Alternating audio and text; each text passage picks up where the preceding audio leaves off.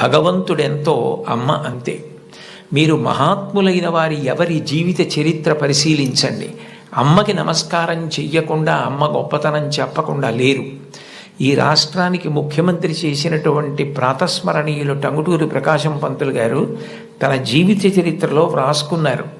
తాను మిడిల్ స్కూల్లో ప్రవేశించినప్పుడు 3 రూపాయలు జీతం కట్టలేకపోతే 25 మైళ్ళ దూరం నడిచి వెళ్ళి వాళ్ళ బావగారిని అప్పడిగితే ఆయన దగ్గర కూడా డబ్బు లేకపోతే మళ్ళీ 25 మైళ్ళు వెనక్కి తిరిగి వచ్చి, అమ్మ అప్పు దొరకలేదు, బావగారికి దగ్గర కూడా లేవుట, నేను చదువు మానేస్తానంటే అప్పటికి ఆ తల్లికి ఉన్నది ఒక్క పట్టు చీర.